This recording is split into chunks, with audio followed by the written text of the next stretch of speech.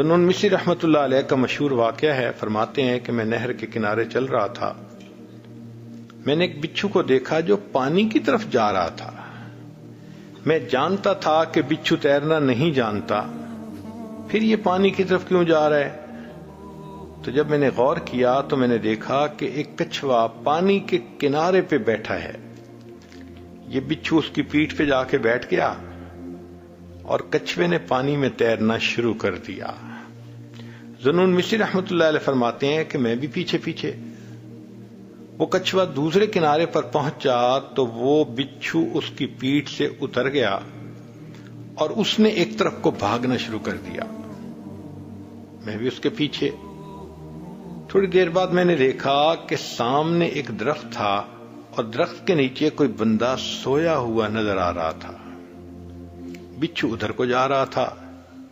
میں نے دل میں سوچا کہ ایک لکڑی اٹھا لیتا ہوں، اگر بچھو اس کے قریب جائے گا تو میں بچھو کو ماروں گا۔ اتنے میں نے دیکھا کہ ایک طرف سے ایک کوبرا سانپ ہے، وہ اسی بندے کی طرف جا رہا ہے جس طرف بچھو جا رہا تھا۔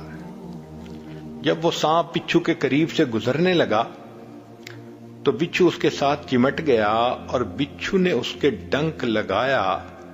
یہ بچھو اتنا زہریلا تھا کہ سانپ وہیں پر لوٹ لوٹ کے مر گیا۔ پھر بچھو واپس، میں نے دیکھا کہ کچھوا کھڑا تھا، یہ بچھو اس کی پیٹھ پر بیٹھا اور کچھوے نے پھر اسے پہلے کنارے تک پہنچا دیا۔ میں نے دل میں سوچا کہ لگتا ہے کہ یہ درخت کے نیچے سونے والا کوئی بڑا ولایت کبریٰ کے مقام کا ولی ہوگا۔ میں لوٹ کے واپس آیا کہ میں اس ولی سے دعا کرواتا ہوں، تو میں نے دیکھا کہ وہ نوجوان تھا اور اس کے منہ سے شراب کی بو آ رہی تھی۔ میں نے اس کو جگایا اور میں نے اس کو کہا کہ دیکھ، تو شراب پی کے میٹھی نیند سو گیا، تیرا پروردگار جاگ جاگ کے تیری حفاظت کرتا رہا۔ جب اس نوجوان نے سانپ کو مرے دیکھا تو اس کی آنکھوں سے آنسو آ گئے، کہنے لگے اللہ آپ کتنے کریم ہیں، میں کبیرہ گناہ کا مرتکب ہو کے میٹھی نیند سو گیا، تو پروردگار جاگ جاگ کے میری حفاظت فرماتا رہا۔ اس نے کہا کہ میں آج کے بعد اپنے اللہ کی کبھی بھی نافرمانی نہیں کروں گا۔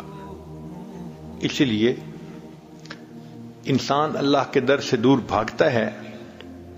شان بے نیازی کا تعلق تو یہی تھا کہ اگر کوئی اللہ کے در سے پیٹھ پھیر کے جاتا، اللہ پیچھے سے اس کی پیٹھ میں ایک لات لگوا دیتے اور یہ بھی کہہ دیتے کہ او بدبخت، میرے دروازے سے پیٹھ پھیر کے جا رہا ہے، اب میں دروازہ ہمیشہ کے لیے بند کر رہا ہوں۔ مگر اللہ تعالیٰ ایسا تو نہیں کرتے، اللہ اس کو بلاتے ہیں، یا ایھا الانسان ما غرک بربک الکریم، اے انسان تجھے تیرے کریم پروردگار سے کس چیز نے دھوکے میں ڈال دیا۔ جیسے چھوٹا بچہ ماں سے روٹھ جاتا ہے تو ماں سمجھاتی ہے بیٹا ماما سے نہیں روٹھا کرتے۔ اس آیت مبارکہ میں اللہ تعالیٰ اپنے بندے کو سمجھا رہے ہیں، او میرے گنہگار بندے، میرے دروازے سے پیٹھ پھیر کے کیوں جاتے ہو، میں تو ابھی بھی تمہاری انتظار میں ہوں۔ کوئی ماں اپنے بچھڑے بیٹے کا اتنا انتظار نہیں کرتی جتنا پروردگار اپنے بگڑے ہوئے بندے کا انتظار فرماتے ہیں۔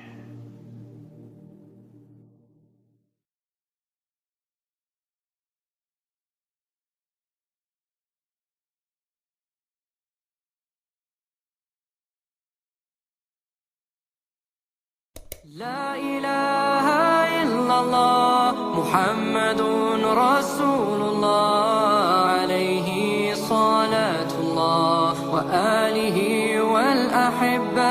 لا الہ الا اللہ محمد رسول اللہ علیہ صلاة اللہ وآلہ